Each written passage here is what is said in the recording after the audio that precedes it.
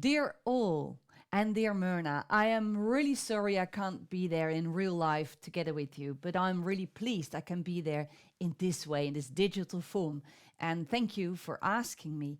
Um, I like to share a couple of my thoughts on how people shape cultures, how cultures shape people. In other words, how I look at the world from the eye of an anthropologist, and how deep democracy helps me in looking at the world. Because to me, it is all one blend. And deep democracy is a method which, by origin, has nothing to do with anthropology, but in a way, it does. So let me explain who I am and how I use deep democracy. So I am an anthropologist. And what I do, I travel the world to understand how people shape cultures and how cultures shape people. And you could say that nothing has meaning of itself. So people have to create the meaning together. In other words, you could say that if a group of people groups together, like Homo sapiens get to live and work together, they all have a certain set of questions to answer.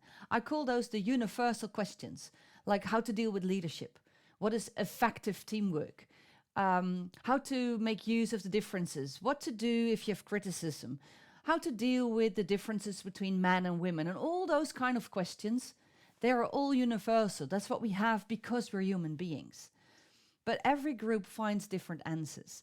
So you could say that cultures are the unique answers to universal questions. And what I like to do, I like to travel and to go to different cultural groups to find out what their answers are in dealing with conflict or being effective or good leadership. And then I bring those answers to different stages so we can learn from each other. Tap into our human wisdom, you could say. So my quest is, how do we build strong social groups, safe for diversity and ready for change? And I've been on this quest for years. And an anthropologist calls a social group also a tribe. And I'm fully aware that the word tribe has many connotations across the globe. And in many times it's negative connotations. It's not how I use the word. To me, a social group is a tribe. You could say that wolves, they live in packs, and human beings, they create tribes. That's what we do. We're tribal beings. We're social beings. We create groups, and every group has a boundary. And it's always good to understand and realize what is happening at the boundary has a huge impact on the group itself, on the tribe. So people create tribes. And then the question is, what makes a tribe, an organization, a family strong? Now, in many cases, we think that if we improve all the individual skills of each member of that specific group, then the group as a whole will become better. And in a certain way, it does. If we all raise our skill levels, then we will become better players, and therefore the tribe will grow its strength. But the thing is, if the mutual relationships are not that strong, the tribe as a whole will not be as strong as it could be.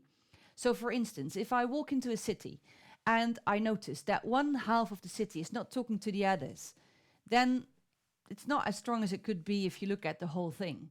If the people in the city are not talking to the chiefs and vice versa, they have no idea what's going on, it's not as strong as it could be. And if there is an annual party and no one wants to go, something's going on. And the same counts for organization. I call myself a corporate anthropologist, meaning that I use the knowledge and skills of anthropology in organizations. So when I walk into an organization and I notice that one department is not talking to the other, or that the chiefs have no idea what's going on the shop floor and vice versa, the tribe as a whole, the organization, is not as strong as it could be. So that means that we need to make sure that our mutual relationships are strong. And that brings us to the second sentence on this slide, safe for diversity, because we know for sure that the chances that we are all thinking the same thing at this very moment are zero. We know that we have different thoughts, and we know that we have different interests. And at the same time, we know that we have similar needs, like human needs, universal needs, as wanting to belong and to be taken serious and to have influence and to feel part of something bigger. So we have the same needs, but we have different ways of dealing with that. So we have our differences, that's for sure. So then the question is, how do we deal with that mix of differences? Is it safe for diversity? Because if we want to grow our relationships, we got to make sure that we can speak our minds when we want to. So safe for diversity, there's different way to do that. So a strong tribe finds way to grow their mutual relationships to make sure that they can deal with diversity in a very, very good and strong way. And therefore, they're ready for change because every change starts with someone saying, we could also do this. So if we have ways to integrate different views, dissenting voices, minority voices into the mainstream thoughts and storylines, the tribe as a whole grows stronger. My quest is how people do that. And in my search of doing that, that's, I don't know, started 20 years ago, I came across deep democracy. So that's for me the link between deep democracy and anthropologist, because they both state, well, nothing has meaning of itself. As in deep democracy, we say the world is deep democratic in itself. So then the question is, who will decide what? Well, that exactly is the core of shaping cultures. So let me explain to you how anthropologists look at that, or at least how this anthropologist looks at how people shape cultures. It's like a speed course anthropology I've got in mind for you. So hold on, be tight, and I'll explain how I look at how people shape cultures and how cultures shape people. Like I said, nothing has meaning of itself. We have to create the meaning together. So in our shaping of cultures, we all start from the point, what do we feel is very valuable? And if we have those values, we have to create behaviors according to those values. And if we shape those behaviors, and we don't do that with a flip chart and a pen, it just happens because people get together. They shape the behaviors they think are good and bad and right and wrong and true and false. So those behaviors are shaped, and therefore also norms are shaped. Because if you have those behaviors, you got to stick to them. So some are very strict, and you'll be punished by law, and others are not that strict, but you'll be punished by the social pressure in the group. So we have the values and the norms. And if we have that, we start shaping the world around us. We shape it in our procedures, in our buildings, in our office spaces, in nature and how we deal with that. And that's where you could say that the things we find important solidify in the world around us. So people shape cultures and cultures shape people. And we do the same thing in office spaces. So together we create the values. We call it corporate values in many places. Those values in itself are universal. No one will oppose to a value like respect or entrepreneurship or ownership. Those are universal. The cultural bit is, which of the three values do you put in the top three? Which are the core of your organization? So you can imagine if curiosity is number one compared to another organization where efficiency is number one, you will have a different starting point and therefore probably a different culture. So the value is the starting point, and then it goes into the behaviors, the norms, etc. And those cultures shape us, because if nothing has meaning of itself, but everyone around you is telling you that this is the way to go, that must be true, right? And then the other group who's doing other stuff, that must be untrue. So we have this dealing with the differences within the group and with outsiders. And we cannot do without it. So cultures, they give us norms. They give us frames of good and bad, true and false, right and wrong, and we need those. The thing is, who can challenge them? So if we have different views around what we think is beautiful, can we deal with that?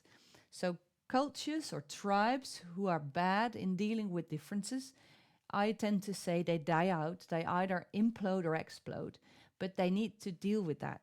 But groups who have no norms at all, they'll also have a tough time, because we human beings, we need to have those frames. We need to have guidelines. So the question is, who will set up the guidelines? Who can challenge them? Now, we are shaped by those guidelines because they come into our minds. You could also say, give me one thought that is not yours. It's very hard to do so because we're shaped with every story around us. Now, then the question is, how do people shape those cultures? Because if we understand those dynamics and those processes, it's easier to facilitate them. So if we think about groups who want to raise their psychological safety, or to be more efficient, or to have better listening skills, You could also say they want a different culture. They want a culture with norms and frames which helps them in dealing with those issues. Now, then the question is, how do people shape those cultures? Well, to my view, there are two major important processes, which are interaction and decision making. Because if people don't meet, if there's no interaction, no culture will shape. They will just be, if there's a group here and a group there, they never meet, then they just go about their own thing. But if they start meeting each other, they might start interacting. In the first meeting, without real true interaction, just looking at each other, there will be shaping of views. And many times those are not necessarily positive because this is normal, this is not. So the view is more like, hey, what you're up to, what you're doing. But once we start actually meeting and interacting, then it becomes interesting because then everything is up for discussion. Because I find this normal and you find that normal. So how do we deal with that? In this interaction process, we start shaping our cultures. And then, of course, there is the decision-making process because who, after a long discussion, will decide this is what we'll do. This is the norm. This is good and this is bad. This is what we spend our money on. So culture shaping has everything to do with communication, interaction, plus power dynamics. Because who can join the conversation? If we look at the interaction, I tend to say there's two different types of interaction. One is what I call bullet point conversations, and the other one is what I call campfire conversations. Let me explain. Bullet point conversations are transactional conversations, where a transaction takes place. You could also say where we organize and reorganize what's already been organized. So it's the meetings, it's where you put the spreadsheets, it's where you divide the tasks, and it's truly important. And we have loads of them in organizations, and we need that. But the thing is, it's not how we shape cultures. Cultures are shaped in transformational interactions. In other words, in campfire conversations. And I use this metaphor because a campfire, if you sit at a campfire, we all know this feeling and this atmosphere that at one point you may tell a story you've never told someone before. It can be emotional without you choosing to do so. Someone might sing a song. People say, do you remember when grandma? You should start sharing your dreams and your anxieties. At a campfire, it's where I share my views and you do the same. And I allow myself to be touched by what you say, and you do the same. And it can be that after the conversation, my thoughts or feelings are changed, they're transformed. That's why they're transformative conversations. So if we think about culture shaping, culture change, bringing something new to the table, it's always in transformational conversations. It's not in bullet point meetings. So the question I pose to organizations, and I pose to you now, is do you have enough campfire conversations? True conversations where I allow myself to be touched and where I allow myself, my mind to change. To my opinion, deep democracy gives a very rich skill set to help people have campfire conversations in which transformation truly can take place. But it takes stage setting and it takes techniques because cultures solidify in buildings and procedures. And the thing is that in many buildings, in many office buildings at least, it's not shaped to have true emotional conversations. So as we know, deep democracy is about the arguments, but also the deeper levels of emotion. So how can we make sure that we bring that to the table so everyone can listen to it and we have true interactions to decide where to shape our cultures to? And we do need that. So if we have this culture, so to speak, the storyline, then it feels good. So if everyone having the same kind of thoughts, we all speak the same language, we have the same views, we get at ease. It's just nice. That's where we have management meetings, which I tend to call the biggest brainwashing sessions ever. But also we all know that the chances that we're all thinking the same thing at the same time are pretty much zero. So there's always this different view. And that's where I use this image. You see one bird hanging upside down, and I call that little bird Harry. But you can give it any name, like Harriet, or Fatima, or Piotr, Ahmed, Jean-Paul. It's all fine. But what do we say to Harry? Well, most of the times we don't really say, hey man, what's up? I like your view. I'm curious about your views. Most of the times, the human reflex is emotional in terms like, what are you doing? Act normal. What's going on down there? Please just join the crowd. So somehow we have a human influx that it's difficult for us to deal with dissenting voices. And that's again where democracy, deep democracy steps in. How can we do that? How do we deal with that? So we want this one storyline, but there's always a different view. And if we don't with it well, then Myrna Lewis, together with Greg, created this wonderful um, terrorist line or sabotage line, which shows to me the behavior that people have when they feel they cannot really speak up, when they feel that their voice is not being listened to.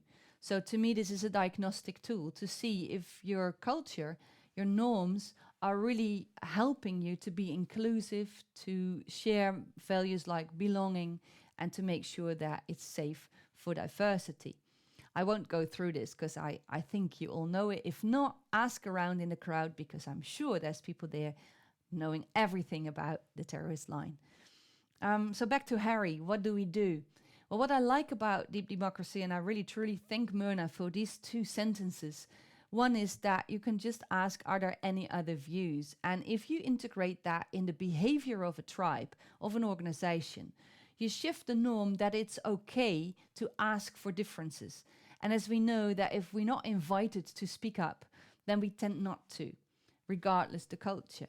So when we feel that we are invited to give a different view, we will speak up, and then obviously we gotta make it sure for safe for diversity, and then we can ask who feels a little bit like that.